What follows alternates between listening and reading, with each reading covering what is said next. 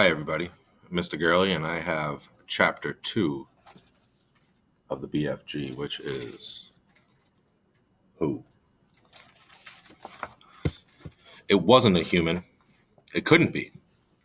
It was 4 times as tall as the tallest human. It was so tall its head was higher than the upstairs window of the houses.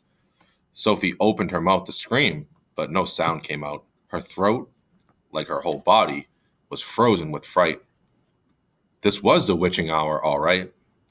The tall black figure was coming her way.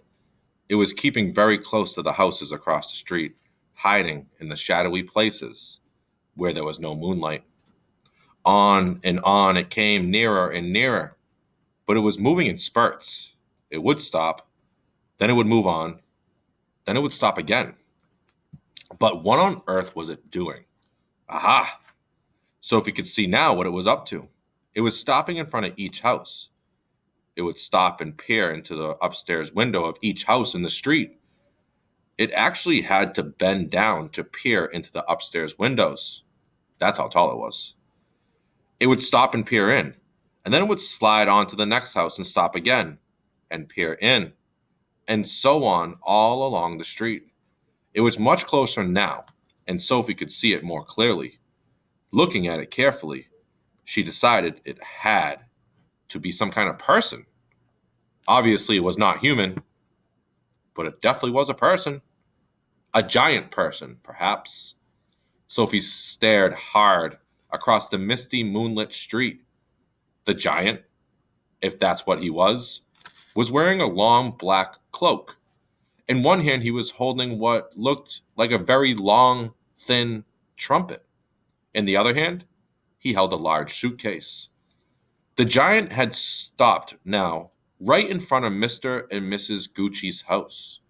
The Guccis had a green grocer's shop in the middle of High Street, and the family lived above the shop. The 2 Gucci children slept in the upstairs front room. Sophie knew that. The giant was peering through the window into the room where Michael and Jane Gucci were sleeping. From across the street, Sophie watched and held her breath. She saw the giant step back a pace and put the suitcase down on the pavement. He bent over and opened the suitcase.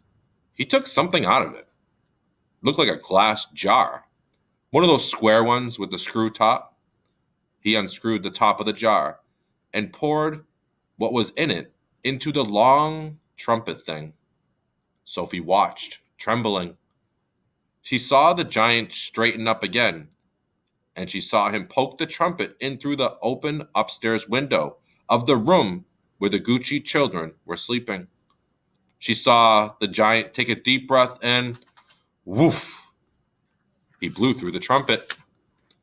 No noise came out, but it was obvious to Sophie that whatever had been in the jar had now been blown through the trumpet into the Gucci's children's bedroom. What could it be? As the giant withdrew the trumpet from the window and bent down to pick up the suitcase, he happened to turn his head and glance across the street.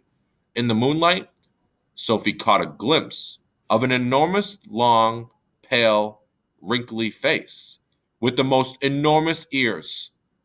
The nose was as sharp as a knife, and above the nose were 2 bright, flashing eyes, and the eyes were staring straight at Sophie. There was a fierce and devilish look about them.